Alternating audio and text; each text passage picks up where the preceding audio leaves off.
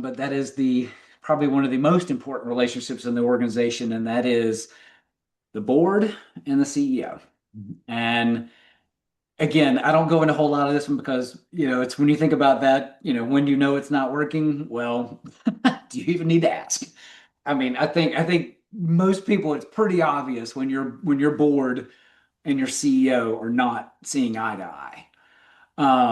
And I think of all the relationships in the nonprofit realm, that is probably, I would say, the one relationship that probably most often goes the most squirrely. It probably is probably the one that goes the most sideways the most often. It's probably the one that causes the most tension. It's the one that is most often the cause of a lot of the most trauma within organizations is when those two things collide. It causes the most tension amongst boards, amongst staff. I mean, Ed, I mean, agree or disagree? I mean, I would say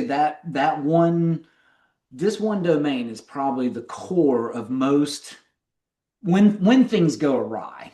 Like it's Yeah, probably the most disastrous. Like, yeah. Jim, this morning on my chief staff executive officer, mastermind call, uh, that was brought up that, a vice president is causing all kinds of problems because this person has an agenda, mhm, and the agenda is not, it's a personal agenda, not mhm, a organization focused agenda. And right, yeah, that is a problem. And I really see it that it's the chief uh the chief elected officer, whatever that title right, is, whether it's right, right. president or Yeah, chair, whether, yeah, whatever, president, whatever the board chief chair, elected officer right, is, right, whatever it that is, right, person, it's really their accountability to keep the volunteer leaders in check at bay. right, But too right. frequently, that person wants to mitigate which battles they're going to fight rather than Yep, acknowledging yep, they really have to fight all the battles.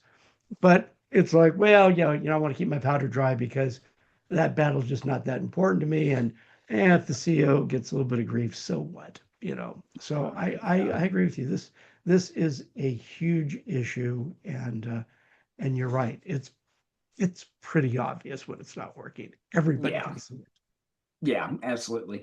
And this is where again when and I think when this one goes south, and it touches on a lot of those different lanes in terms of, it dabbles in the roles and responsibilities, it downs or rolls in the authority space, and you kind of hit on it there.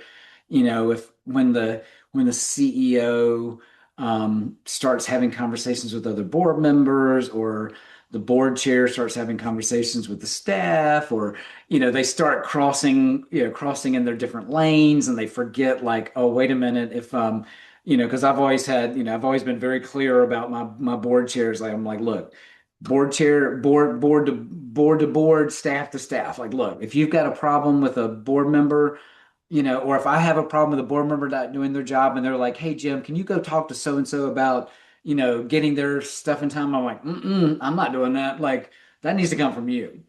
Like, if Yeah, you have a problem with that board member not coming to these meetings, that needs to be a you problem. That's not a me. I am not they're my boss.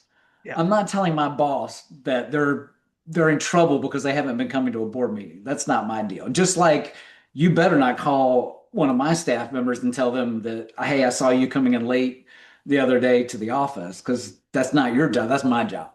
That's Yeah. my staff member. Like, don't cross those lanes, And so, but again, that But goes those, back to good, but Jim, those lanes get crossed so frequently.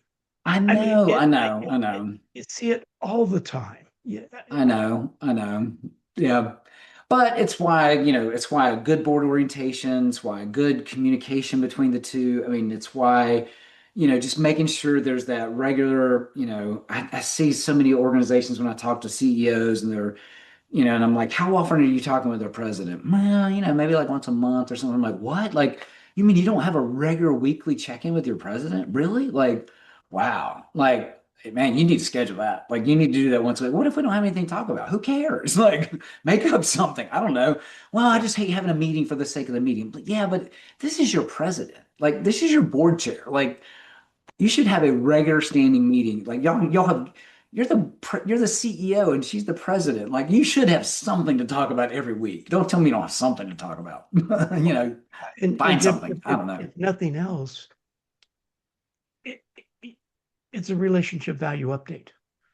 Right. I mean, Right. the thing is even if you've got nothing to talk about, if the CEO looks at it, this is an opportunity for our relationship value update, at least talk Hmm. about the relationship, if nothing. Absolutely. Ask him about their daughter. How's she doing in school? What's happening? I don't know. It's like, because it's like that going back to that old Maya Angelou thing. It's like people will never remember what you said to them, but they will always remember how you made them feel.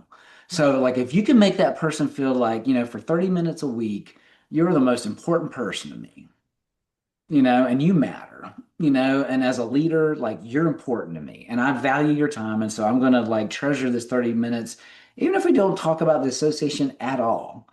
Because there's going to be times when that's all you talk about is the association because you got the strategic plan coming up, you got a board meeting coming up, and you may have to go over because you're talking about the board so much with the association. So anyway, again, that one phrase, the most important relationship in the organization. I can't stress that enough. It's unique.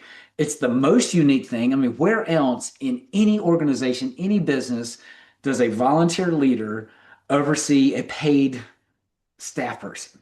Yeah. It doesn't exist anywhere. It's unusual. It's like you can't make this stuff up. Like nobody would have decided. Like I don't think God himself would have came down and like, I think we should create a position where there's a non-paid person overseeing a paid person. Like that'd be really neat. I think he created God and Adam and Eve and then said like, after the duck-billed platypus, maybe we should create this position. I don't know, maybe. I don't know. Maybe Maybe. All right. Let's